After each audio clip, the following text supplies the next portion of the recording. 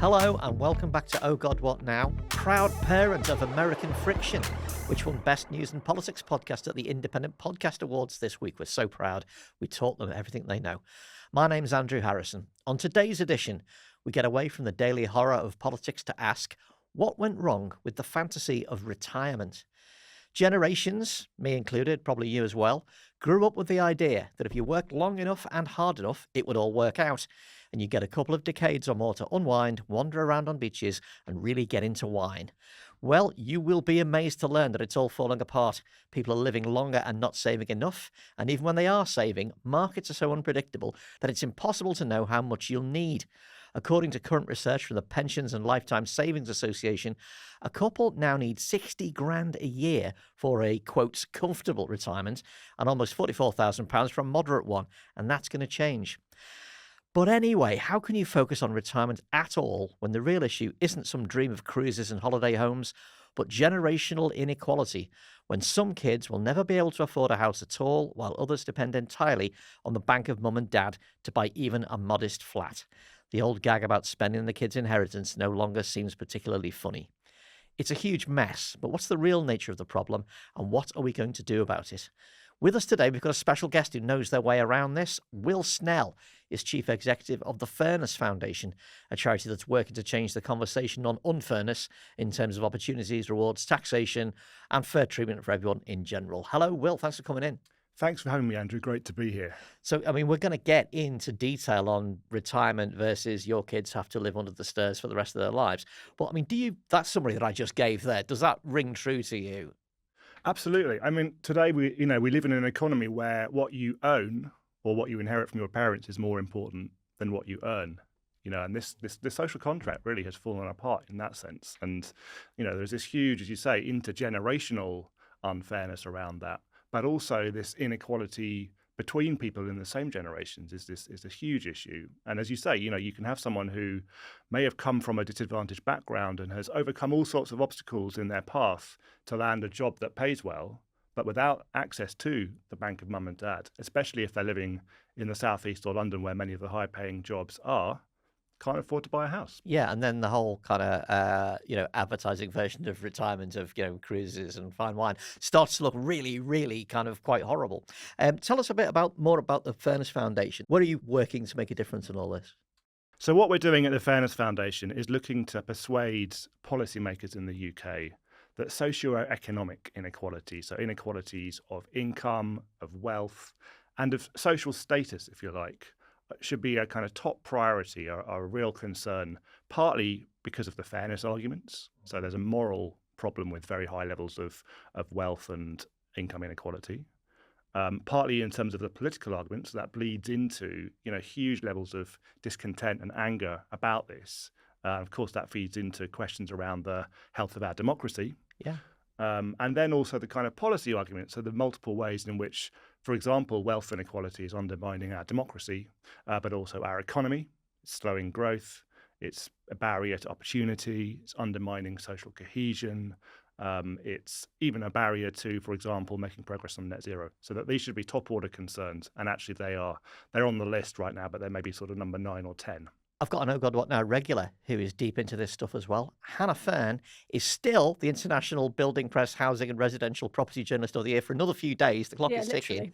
When do they announce the next one? Literally this month. So. Right, okay. So keep dining out on it while you can. I didn't enter this year, so I'm afraid I'll have to resign that title. Okay, fair enough. So current stories, Labour's new Housing Secretary, Steve Reed, is getting a huge amount of stick for not just for plans to allow developers to build fewer affordable homes and claim higher subsidies in London, but also for wearing a red Build Baby Build baseball cap and coming on stage to "We Built This City on Rock and Roll" at the Labour conference. Are we being unfair to poor Steve Reed? We are not being unfair to poor Steve Reed. I think he's a terrible choice. I thought so when he was appointed, but I kind of held my nerves slightly and thought, well, let's see. Maybe there are a set of policies that have already the government's been elected upon and that Rayner set him in train, and maybe we'll see he'll just deliver it. But immediately we're seeing problems. A really interesting thing, the Build Baby Build Pat, I think is utterly cringe and such an aping of Trumpism that it serves no place in Labour But also, politics. how can I be like the worst person in the world? It's It doesn't really work. Really bizarre choice that he made. But a kind of more subtle point that also happened at the Labour conference where he was wearing that hat. For the very first time, there was a range of stands there called the housing zone. Now, a lot of people working in housing were really excited about this. Like, great, look at us. We've got a whole section of the conference floor. We're really making an impact with our arguments here. We're actually going to see genuine change. It's a huge, like, billions and billions of pounds being thrown into social housing. This is really exciting. Actually, when I had some conversations after conference with various lobbyists in that sector, they were warning me, look, when you see that amount of money, a housing zone, those amount of stalls, there are big forces behind this, and we've got to be so careful that what doesn't happen now is that now there is 39 billion for social housing. It's basically the private developers lobby group that comes in and shrinks the pie for affordable housing and ends up taking some of that, the major investment in planning, in new builds, and just turning it into a profit-making drive. And Steve Reed is looking to me like he's very happy to build those cosy alliances, and I'm really disappointed. I have got a feeling there are many more podcasts in this in the months and years to come. I think so.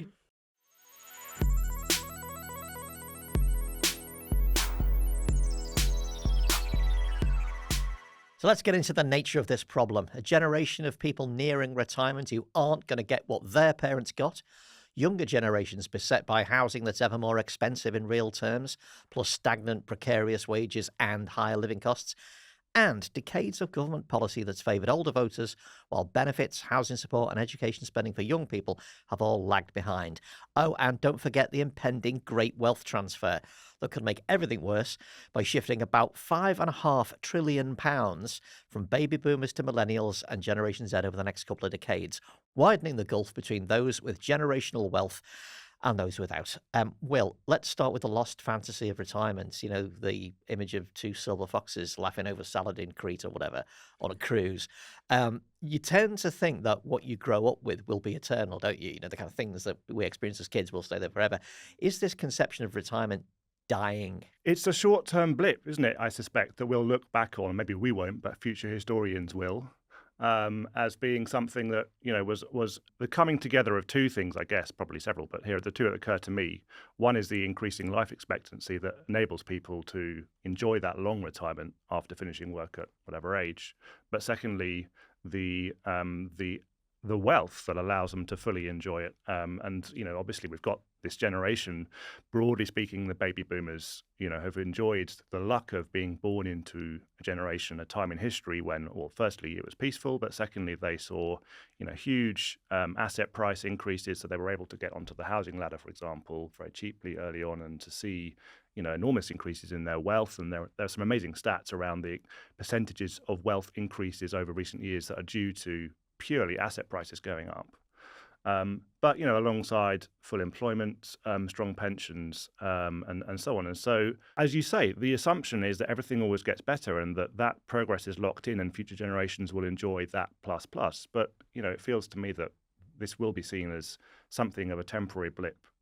You know, I'm hopefully that the longevity will continue to increase, or at least to maintain at its high level, but we won't see the wealth that allows future generations to enjoy a similar quality of retirement. I suspect. This kind of retirement is a relatively recent invention, isn't it? It hasn't existed for, it's barely 100 years. Yeah. I mean, when did we kind of get the idea that you kind of come to the end of your working life and then enter into a lengthy period of leisure and kind of casual reflection?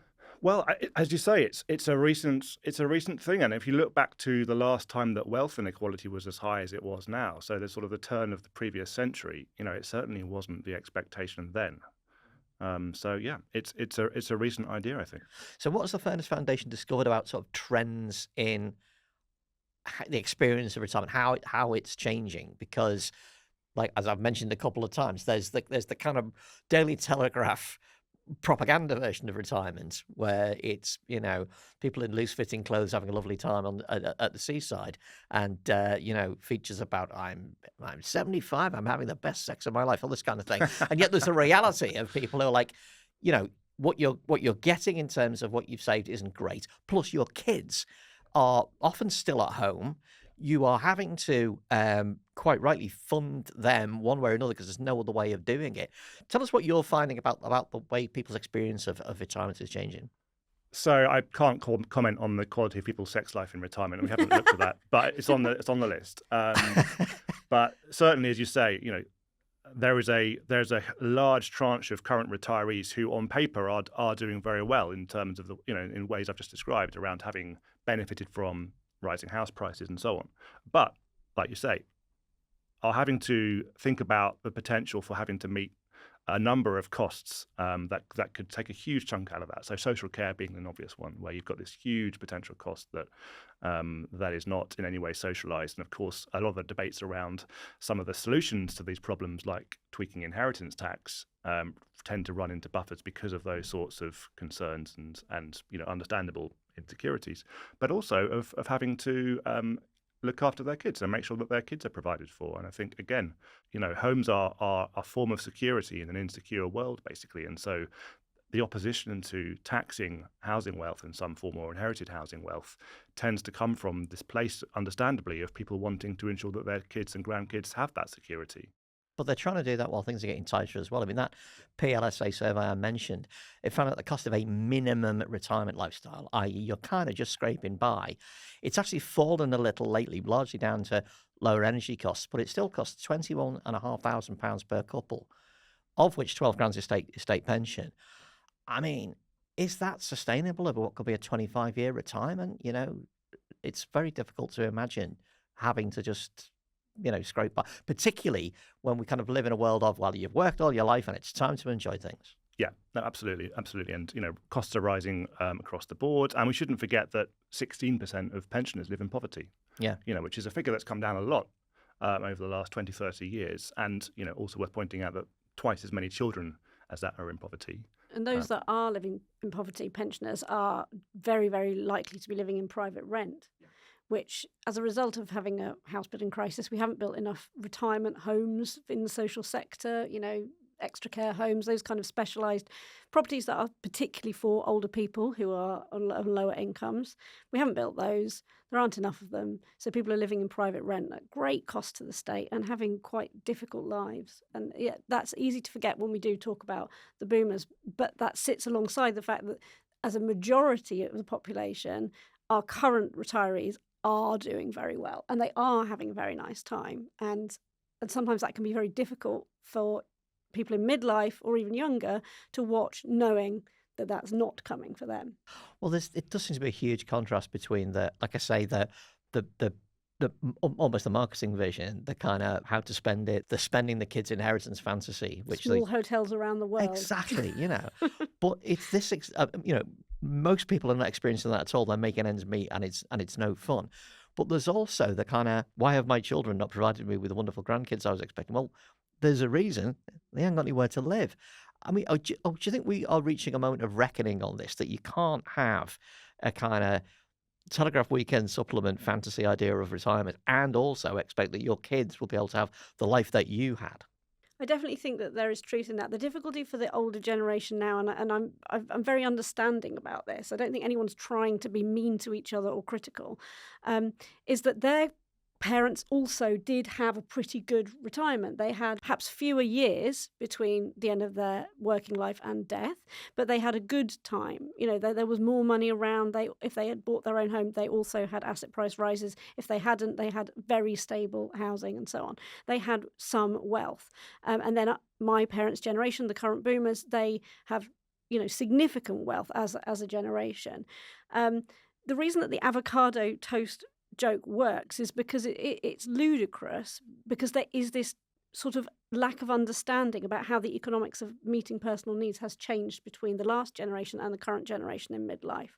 And that's normal. I think most parent-child generations do struggle to understand each other culturally a little bit.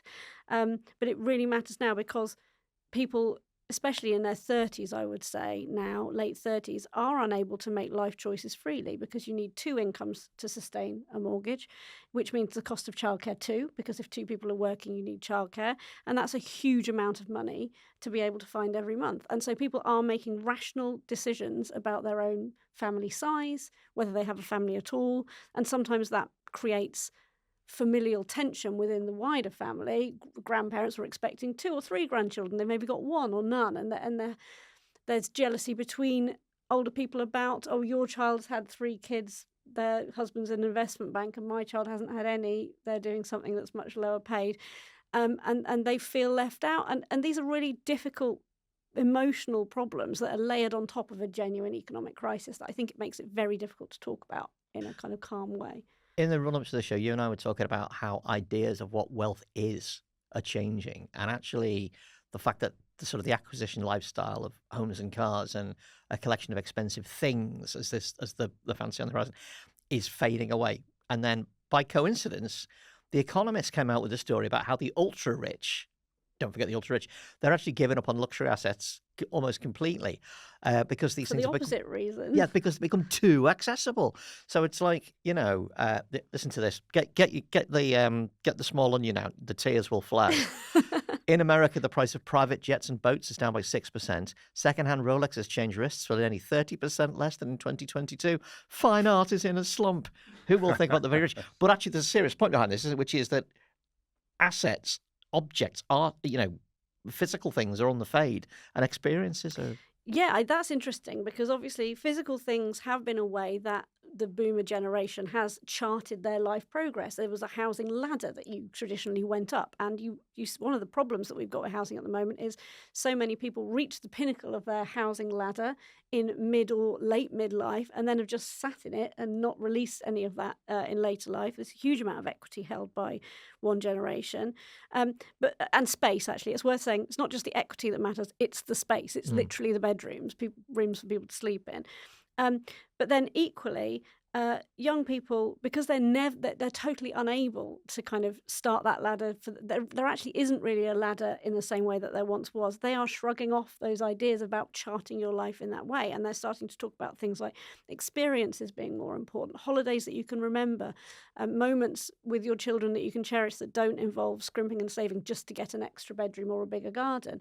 And we're seeing this come to light because actually the biggest downsizing is dominating the housing market at the moment. But the people who are downsizing are not in their 60s and 70s. They're in their 40s and 50s. So people are actually selling homes and reducing a bedroom to save on their mortgage, to save on their outgoings. So if they've got a 4-bedroom house and only 2 children, they're taking the spare bedroom out because it's so expensive to sustain a home. So actually, if you look around, and they're preparing for a later life where they know they'll have less money. And so stuff, size, things is no longer how people are identifying themselves, their successes. And I think that's really interesting and something that boomers are struggling to understand. Will, I mean, alongside, we've talked about this kind of the harder and harder to reach fantasy of kind of comfortable retirement in the middle of a crisis for saving for it. I mean, 16% of workers don't save any income towards their pension, probably because they can't afford it. 39% of people in the UK aren't kind of on track for a minimum lifestyle in retirement, and 15.3 million people are at risk of retirement poverty. I mean, where's this going to leave us? Because it doesn't seem to be being addressed directly at all. I don't think it is being addressed. And, there are some other long-term trends we can think about as well. I mean, the impact of AI, it seems likely that large numbers of jobs are going to be automated out of existence rather than augmented. Hopefully, a decent number will also be augmented. But what does that leave, and where does that leave? Huge tranches of people who are just about to come into the job market. So I think those trends are generally pointing in one direction, which is a negative one. And going back to you mentioned the great wealth transfer. We're going to see this huge transfer of billions of pounds over the next 20, 30 years, and that's going to be the most unequal transfer, in recent history.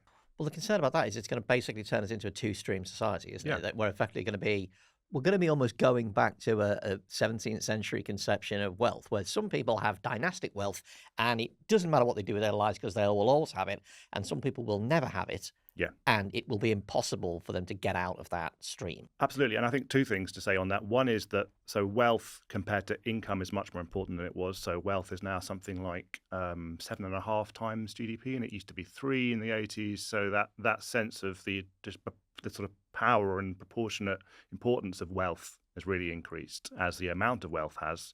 But the other point is that the amount of private wealth in the economy has hugely increased over recent years at the expense of the amount of public wealth. And so that makes people much more dependent on having private wealth, and also makes living standards and prospects much worse for those without it. So that, going back to you were talking about people thinking about wealth in terms of experiences rather than material possessions.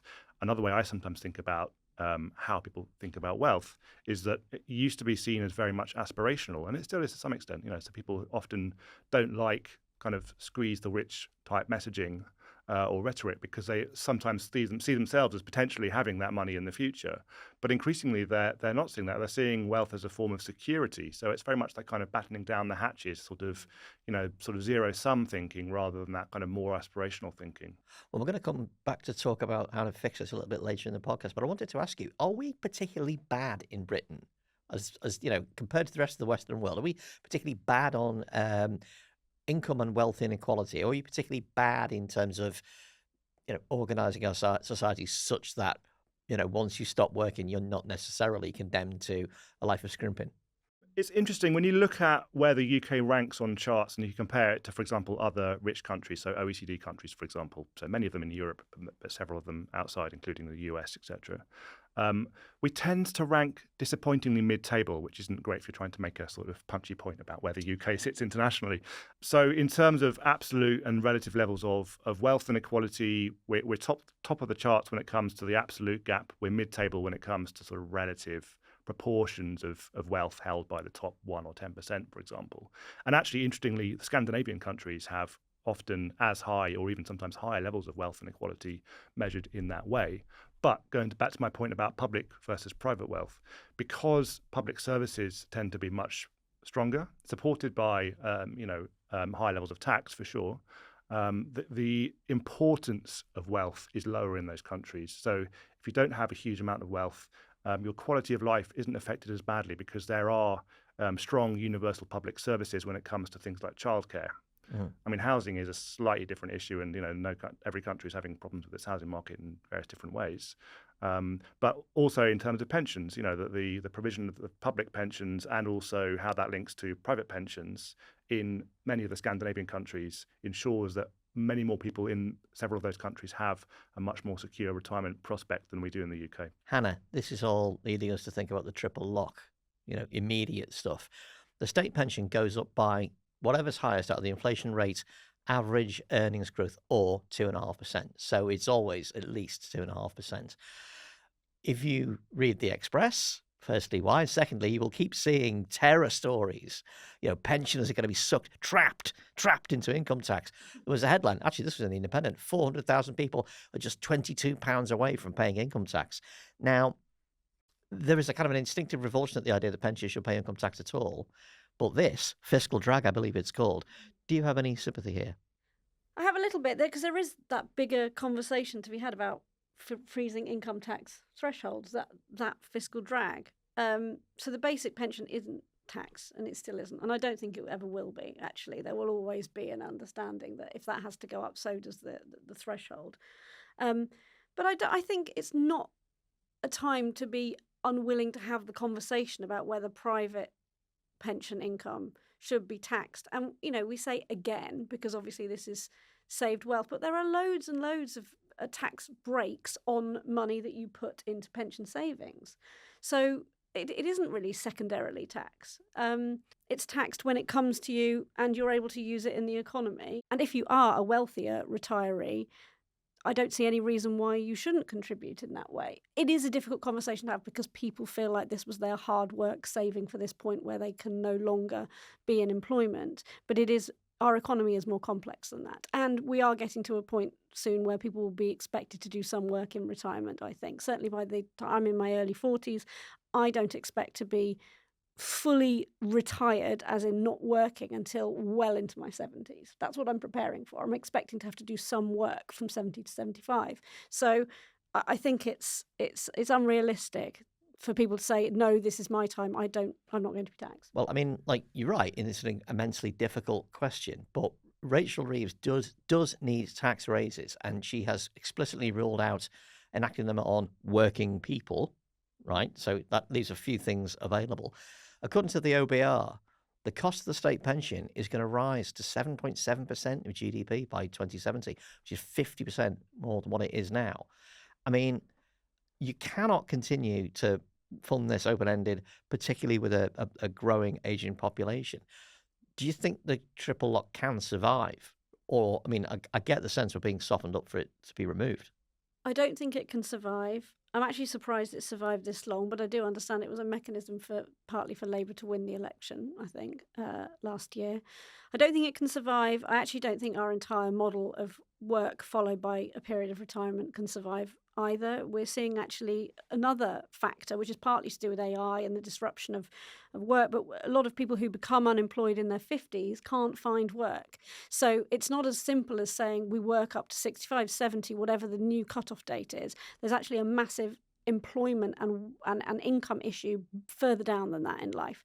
So our concept of what the economy is, how it operates, and what years we work within it, I think, is going to radically change within the next 20 years.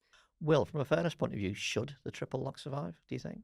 I certainly think there's a strong argument for looking at, some of the proposals, for example, to drop the 2.5% automatic uplift. But I do think, as Hannah was saying, it's worth trying to think about all this stuff in the round and think much bigger, and think about the whole entirety of the tax system, and the benefit system and the pension system, and how we think about work, and all these things feed off each other. The tax system has a huge role to play.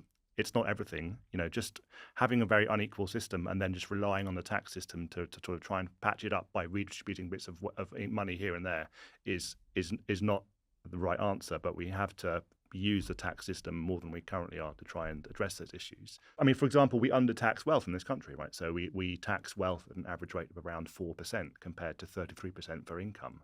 So when it comes to the budget, there are some options. We published a report this week, Win-Win-Win, looking at how the Chancellor can reform a range of existing taxes to wealth, to say nothing of a wealth tax, a new tax on wealth, in ways that will generate new revenues and make things fairer, while also tackling wealth inequality and boosting growth. So there are lots of things that can be done around that.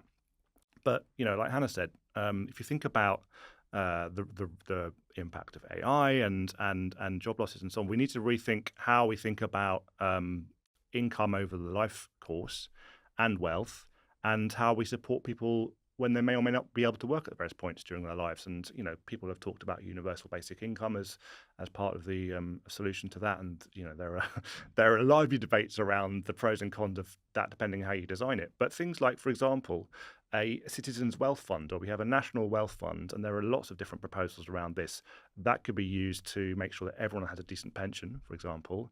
It could also put more utilities, for example, back into public ownership and ensure that everyone gets an annual dividend. Or there are ideas around giving 25-year-olds £10,000 across the board so that everyone inherits something at an early point. All these ideas need to be explored further. People often talk about some of these ideas as if they are fantastical or impossible, could never work in a pragmatic way, but actually on, yes, smaller scales, but nevertheless major scales, they are operating. In Alaska, there is basically a fund related to the oil wealth in Alaska that pays every citizen a dividend from that wealth. And it fluctuates, of course. Some years it's nothing, and some years it's thousands of dollars to every citizen. And there's, as Will says, there's no reason why we can't have these more ambitious ideas about supporting our population. And there's one in Shetland too. Oh, I didn't know that. So a small one, but it works well. I was trying to think of other examples of societies that have also been kind of top heavy in terms of they got a large, long-lived, retired, or post-work community, and finds it exceptionally difficult to fund that.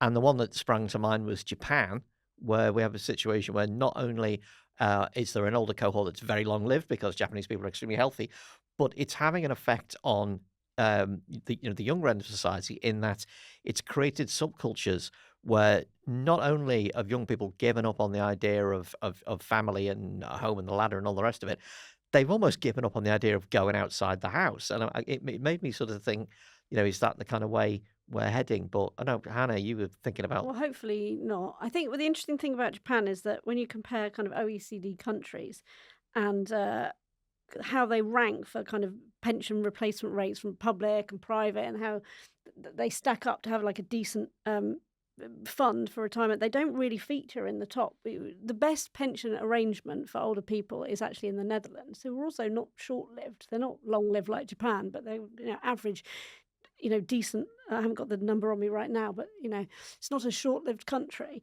And and then inevitably you see some of the smaller nations doing quite well, like Iceland and so on, because you're dealing with a smaller population. But I think it's interesting that just because they've got that crisis there, they haven't found a solution. And the reason we should be concerned and watching Japan is that if we don't find a solution, you can see all these kind of intergenerational issues. It filters down. It's not just a crisis for those people in retirement. It's something that filters all the way through down society. Can I make a link point about short-term and long-term policy making? Sure. Because I feel like that, and I don't know enough about Japan to comment on the extent to which this is a problem there. I'm sure it is to at least some extent, but we do have a chronic problem in this country and elsewhere that politics is fixated on short-term crises. And of course, there are plenty of short-term crises around. So this isn't to blame individual politicians, but the system is set up to incentivize that and to actively disincentivize politicians to think about, let alone to try and solve these longer-term problems. And, if you think about what Rachel Reeves is trying to do at the budget, the problem with budgets is that, chancellors who are trying to make big changes will often be benefiting the chancellor who succeeds them, or the one after that, or the one after that, at the cost of short-term political pain to themselves. So those incentives are all wrong.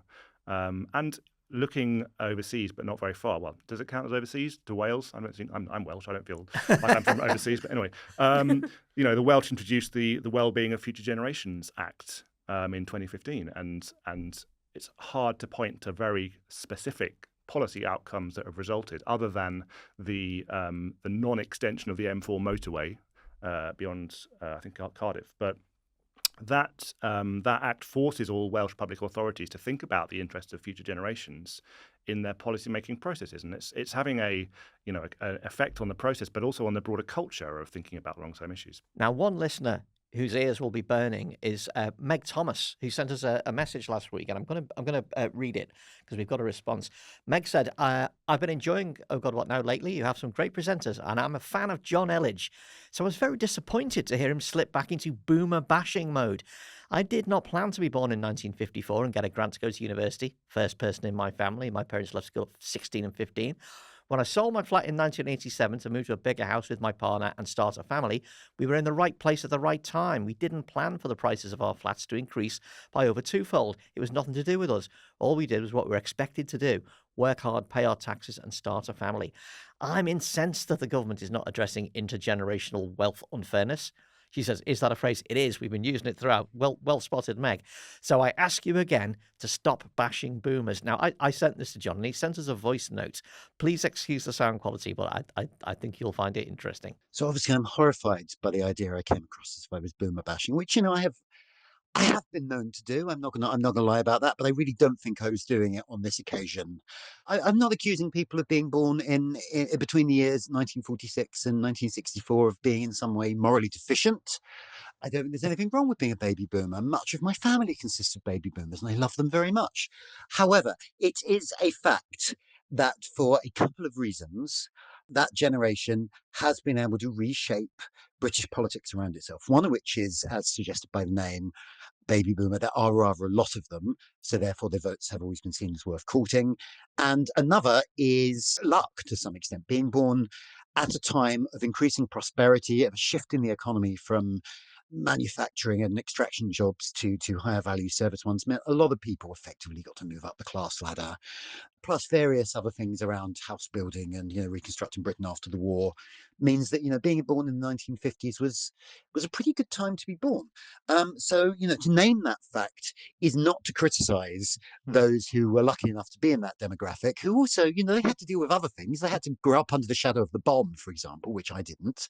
But nonetheless, economically speaking, if you were born in about 1955, you've had a pretty good run of it. Merely to point out the fact that it is people who are now in their sort of 60s and 70s who have a lot of our national wealth and to say that, ideally a government would be looking for ways of kind of asking for more of a contribution from that demographic rather than loading everything onto working people who can't necessarily afford housing security and so on, is not, I would say, boomer bashing. It was, to name something. To name a piece of luck is not to criticise those who've had it. I congratulate Meg on her good luck, and I'm sure she's a lovely person who's been a very who's lived a very good life, I'm sure. But nonetheless, it is true that she has had a run of good economic luck that her parents' generation, or come to that, her kids' generations have not had. And I don't think it is boomer bashing to acknowledge the fact. Hannah, has Meg got a fair point there? Hands off the boomers. I think she has got a bit of a point in that the phrase is used. Boomers is used as a kind of generalisation. Yeah. And of Okay, course, boomer. Exactly. I was going to say it's become a phrase, okay, boomer, and so on. And that's linked to basically being rude. And fair enough. She's got a point there. But I'm going to ask, how many spare bedrooms do you have? Have you downsized your property, or are you living in the right sized home for yourself now, or not? And that's I don't mean that very personally. It's just that the government has encouraged, particularly through private housing and buy-to-let and so on, that we do hold on to things, assets, in order to keep ourselves secure. And that is a kind of accident of timing. You were born at a time when that is what the government encouraged and suggested was a good way to handle your own private income. The thing is, we now know it's having a devastating effect. So there are things that individuals can do to help the bigger picture, which is choose to live in a home that is exactly the right size for you at that time, to release up those bedrooms and keep the housing market moving. I do think that as well, the kind of this idea of luck is really important. The other thing I would say to our letter writer is, do you genuinely believe it's luck, or do you think you got it through hard work? I noticed the word hard work appeared in But it there. could be both. Yeah. I mean, you have luck and hard work at the same time. Absolutely. I'm not suggesting there wasn't hard work. It's just that young people now, there's evidence they're working even harder than my generation did at that age. They are working so hard. They may not be working the same way. They might be having more entrepreneurial approach to their working hours and what they're doing for work, but they are working damn hard, and the system is not paying off for them. It is pure luck. And so I think she's got a point, but I think the reason this happens is that a lot of people in that generation genuinely believe that their financial success is a direct result of their work ethic and not an accident of timing. What really gets on my nerves, and this is not Meg, but it gets on my nerves when I hear older people saying, well, I've worked all my life. And it's like, well, everybody's worked all their life. You're 25, you've worked all your life. You just haven't had as long to work in it. It doesn't, the fact that you've made it to 60 having worked all your life, or retired at 55 or whatever, does not make you a morally better person than somebody who's worked all their life to the age of 30 and continues to do so. And we like to think that we live in a meritocracy, right? That we know there's a kind of collective gaslighting going on, and I think a lot of politicians and commentators feed into this. And most of us know deep down that we don't live in a meritocracy, that, it's not where you end up in life is not all down to your hard work or talent, that other factors, whether you're born into a wealthy or poor family, for example, play a huge role. But we sort of persist in believing it. And if you look at how materially successful, so wealthy people think, they're even more likely than the population at large to believe that their success is largely down to their individual merits. But we all do Michelle Moan, we're talking about you. But we all do it. And, all of us, we did some research on attitudes to luck a couple of years ago. We all underplay the role that luck plays in our lives, or we think about it in narrow terms, like, I fell under a bus, or, well, maybe you wouldn't be around to talk about it, or won the lottery. But also, we don't tend to think about those broader issues around, are you born into wealth or poverty, or are you born in, a time in history when, and actually the research that we did found that the age group that were most likely to think that they had been unlucky, so that luck had played a negative rather than a positive role in their lives, was people aged 50 to 64, which seems not to accord with I'm doing wide eyes.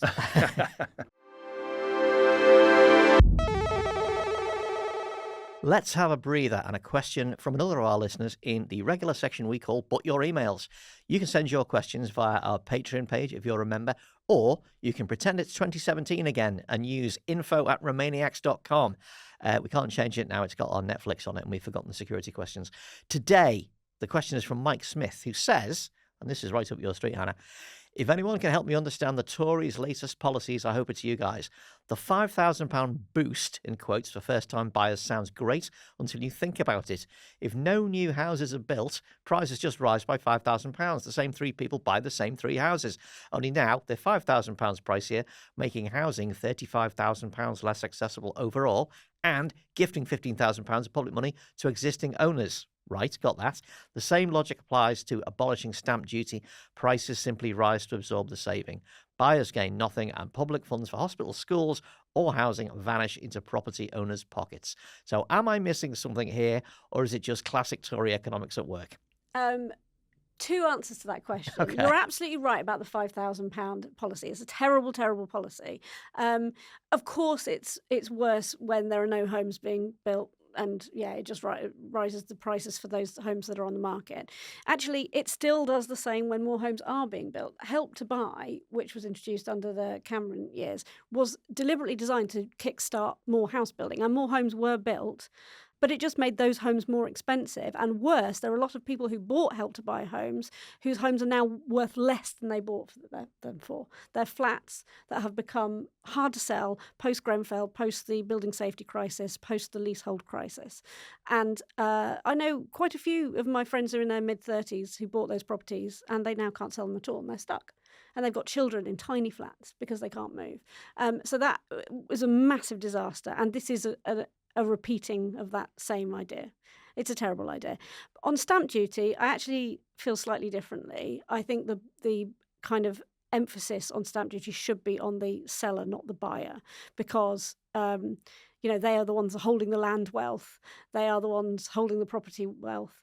And also, we need more people to start to buy to keep the market going. And when you add stamp duty onto the price of the home, that just becomes part of the price of the home. Whereas when you're selling it, it's not part of the price of the home, so you detach it. So I think it is a different proposition, and I'm more open to it, although I have many more views about it that are too long for this podcast. We'll come back another time. I do. Yeah, just to come in on that, I think I agree. I think, and if you think about right to buy, that has made lots of people much wealthier, and in isolation that's a good thing, but of course it's come at a cost of removing, or certainly heavily reducing, the ability of many other people to be able to live in decent, affordable accommodation. And so we've got this situation now where roughly 50% of the population own a decent amount of assets and are seeing those assets increase and their wealth increase as a result, but the other 50% is locked out. So we've heard the problems, all the interlocking problems. What are we going to do about them?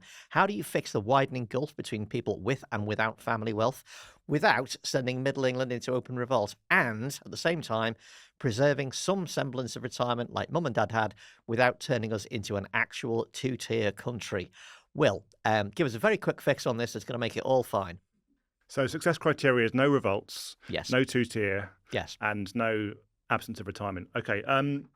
Yeah, well, I think, like I said before, we need to take this kind of broader view and not try and tackle some of these problems in isolation. Hannah was talking before about stamp duty. Just trying to tackle one part of that problem by itself is going to cause problems elsewhere. And this is the problem with, the incentives on politicians are all in terms of trying to make these kind of quick fixes, and they're soundbite friendly and so on, but they end up not working and still generating the pushback. Think back to last year's budget with all the hoo-ha about the tractors and the agricultural relief on inheritance tax. But, if you replaced, for example, stamp duty and possibly business rates with a tax on the value of land, then you start looking at some of those, tackling some of those deeper disparities around, for example, land ownership, which is a huge driver of wealth inequality in this country. But also, thinking about replacing council tax with something like a proportional property tax. And then actually, if you're being taxed on an annual basis on the value of a larger house, that incentivizes you to downsize, rather than being disincentivized by having to pay stamp duty when you move. But sort of zooming out even more, we need radical reform of the tax system for sure. We need to increase taxes on wealth. And there's plenty of polling to show that the vast majority of people recognise the unfairness in the tax system and support increasing taxes on wealth. There's a whole other conversation about the pros and cons of a wealth tax. Well, what I wanted to ask you was, we hear wealth tax a lot, and you're right, it's more on the agenda now than it's ever been in my lifetime. But what does it actually look like? Because it's quite an abstract term, isn't it? You talked about taxing land. You talked about, changes in stamp duty. What would an actual practical wealth tax look like? I mean, does it fall on investments? Does it fall on property? Does it fall on savings?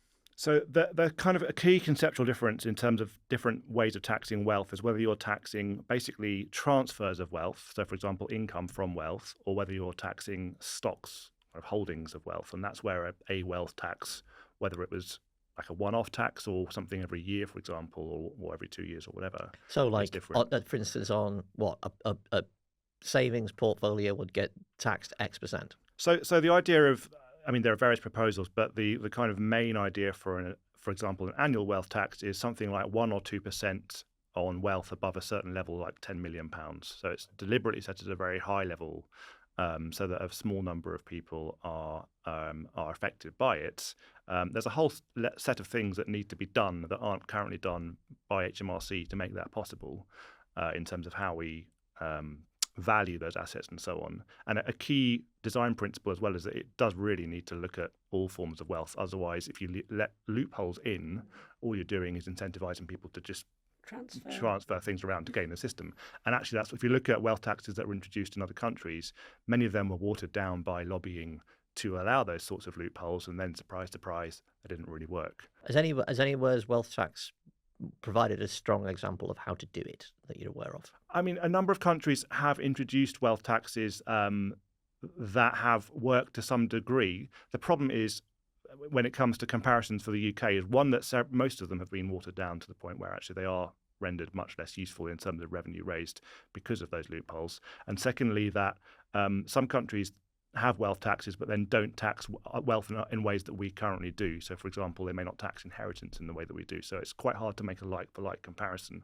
But there is certainly a strong both moral and policy case for taxing stocks of wealth in addition to income from wealth, in that if you don't do that, you're never really going to reduce wealth inequality. You might reduce the rate at which it increases. Yeah. But at the same time, the tax system isn't the be-all and end-all. A wealth tax is not a silver bullet. We also need to be thinking much more broadly about how we reform our housing market, how we reform our labour market, the social security system, and so on, so that we're sharing wealth more broadly across society earlier on, rather than relying on the tax system to mop it all up. Hannah, Rachel Reeves, as we said, has kind of boxed herself in by ruling out taxes on working people, but not on non-working retired people. Unfortunately, those people vote and seem to be leaning reform. But she did tell the IMF this week that those with the broadest shoulders should pay the most. She's reported to be considering halving the annual cash ISA limit from 20 grand to £10,000. In this course of this parliament, is Rachel Reeves, or whoever may replace her, going to have to grasp this nettle and tax wealth? Because once you do it, once the principle's established, remember how the minimum wage was going to destroy the economy, and then it came in and it was absolutely fine.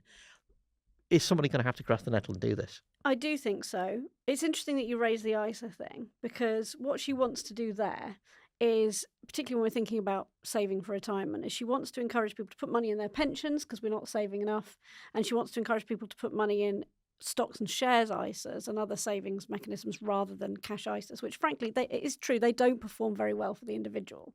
So a lot of people are just shoving their money there and thinking that they're saving enough, but with inflation, their money's worth less and less. The problem is that she's got with this, that might be a great idea if we were in a boom era where everyone's wages were going up and everybody had a bit more, like if it was the 90s, let's just say. We're not in that time.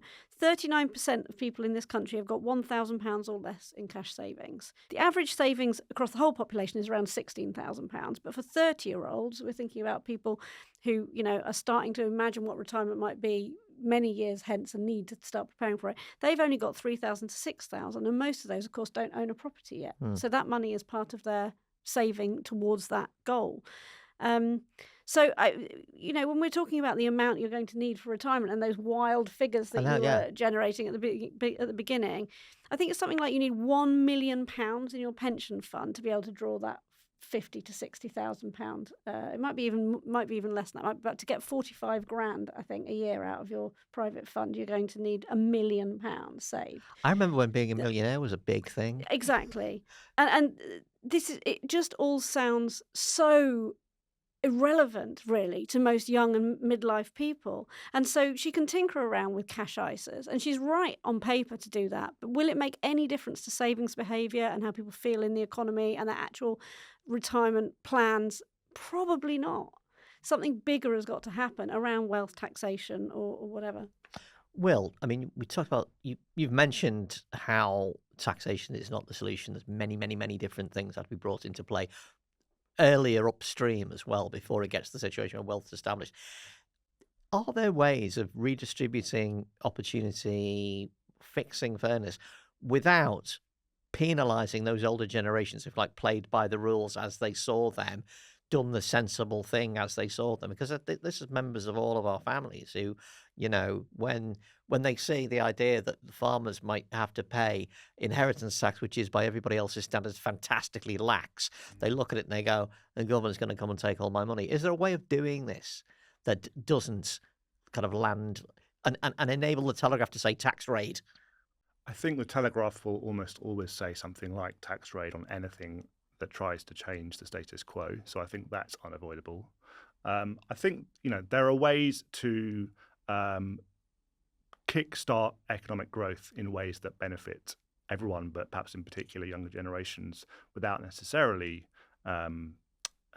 taking away from older generations. And I think wealth inequality is underappreciated as a barrier to growth, and there are lots of ways in which it does hold back growth.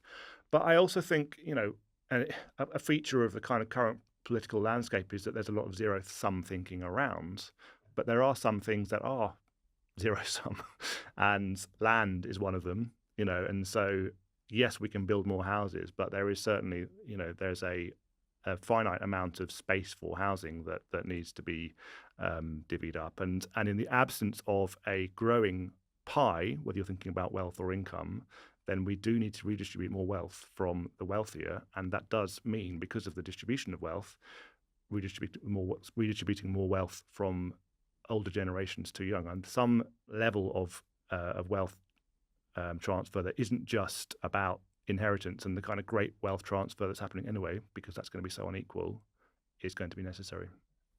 Hannah, just to round it up and bring it back to the question of retirement and the future and how young people are going to experience, I canvassed some actual young people, and one said, if we're going to be working longer, what's a good approach to sabbaticals and years off? I've seen them called microdosing retirements. And also, can you please ask older people to lay off how good things used to be and how rent used to be £400 a month? Lots of trivial things are better now, like coffees and Netflix, but the basics that humans need are becoming ever more distant. What do you think? I feel great sympathy with that. My first rent in London was £310 a month for a room, not the whole flat, obviously. Obviously, she's absolutely right. And things are trickier now, and it's up to people who are in midlife and older to make that case on young people's behalf constantly, and I try really hard to do that, and I hope I do.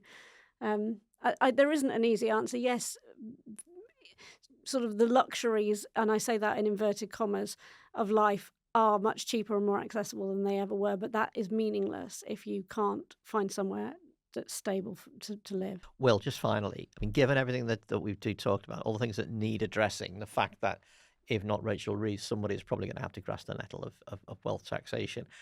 Can, retirement as we know it survive? Or are we in that, as I think you described it very early in the podcast, a kind of a blip, the idea that that kind of began in the 1940s maybe, or late 40s, early 50s, that you'd stop work and then have a few years to enjoy yourself and live on the fruits of your labour. Can that survive? I think many people are going to have to work a lot longer, as Hannah was saying, and therefore, even with increasing or at least plateauing life expectancies, we are going to see the length of those retirements shrinking a bit, and probably the quality in terms of the availability of cash. But I also think we shouldn't forget, when we think about, for example, retirement ages, there are these huge discrepancies in terms of the healthy life expectancy of people across the country and between rich and poor, basically. 18 years in a difference in the healthy life expectancy between the richest and poorest. So, those and even life expectancy is something like 9 or 10 years difference. So we have to think more about, firstly, how to take account of that when we come to retirement planning, but also we've got to find ways to reduce that gap.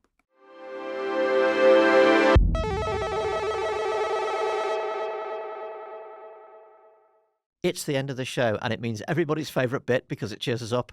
Escape routes. This is where we talk about the new records, books, movies, TV, or other works of entertainment and culture high and low that enable us to get through the week.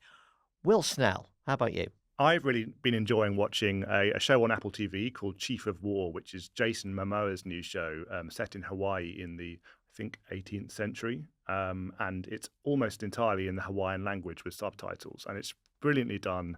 It's very apparently true to life. Not that I would know this, but that's what they say. But I just like the fact that it's in a different language. It really kind of forces you to fully concentrate and immerse yourself in that world.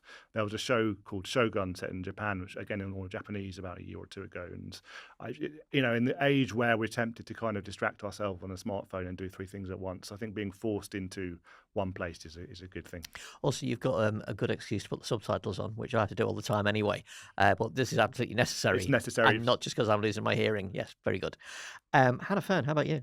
I went to see Self-Esteem at Brixton Academy, and it was one of the most joyous experiences of my life. Now, tell the listeners who Self-Esteem is if they don't know. Self-Esteem is a singer-songwriter. Oh, she's really hard to describe. She's basically like a kind of indie pop star, but she has a kind of musical theatre background as well. So her shows are very elaborate. She's got a cast of women singing with her. It's very choral in some parts, but it is pop. And she writes very punchy, very feminist songs. I haven't been a massive fan. Like I knew her music and I quite liked it, but a friend had a spare ticket and I was like, yeah, I'd love to come and see that, but I wouldn't necessarily have gone out and bought the ticket. I'm so glad I went. I now am a fan. I'm converted. I've never been to a gig with that. Really interesting ratio of men to women. There were maybe 15 women to every man, and the energy in the room was unbelievable. It was so positive and uplifting. And I've been to silly gigs like S Club 7 before, but this is the first serious artist I've ever seen that's with that ratio. Cool. It's normally 50-50 max for women. And it was so brilliant, and it really changed the energy in the room, and I came out feeling just on a high that is still going on today. Well, my favourite song, in case anyone's interested, was Cheers to Me, which has got a couple of brilliant lines, which if you have got to your 40s and you're someone like me, you'll highly identify with the lyric, I'm a sucker for a skinny motherfucker. There you go. And it was a collective shared middle finger up to all the indie boys we have known. Anyway, it was fantastic, and big fan now. Well, I've liked it ever since I saw her at Glastonbury. She's wearing a bra made out of the domes of the Meadowhall Centre in Sheffield. She knows what she's all about. I also went to a pop concert. I went to 2 pop concerts. I went to see the Magnetic Fields performing their classic album, 69 Love Songs, over 2 nights here in Islington, just over the road from our office at the Union Chapel. The Magnetic Fields, this is Stephen Merritt and his cohort. They're extremely dry, extremely funny band with 1 foot in electronic pop, 1 foot in indie music, 1 foot in a kind of almost a Cole Porter stroke Tom Lehrer world of wit. And they tend to set, this is the 25th anniversary of this album, where he set himself the task of writing 69 songs about love. And every one of them is different, and every one of them is extremely funny. But the whole band are great. I mean, it's a little bit like NPR indie rock in the sense that there's a whole lot of Daunt books and New Yorker tote bags on site in there. But I felt like I fitted in. And I think numerous favourite bits, but one is the song Washington, D.C., which is about, the person he loves in Washington, D.C., and they introduced it. Stephen, with a voice, anybody knows the band knows his voice is so deep you cannot pretend to replicate it. But he said, this song is about the worst place on the planet right now. And they performed it instead of the upbeat version that we know. They performed it in an especially dreary way like this so it was incredible.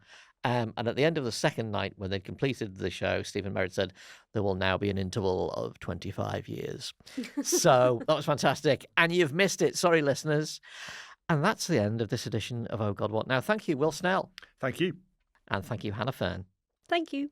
Listeners, thanks for listening. Remember, if you enjoy the pod and you don't like ads, you can always avoid them by supporting us on Patreon.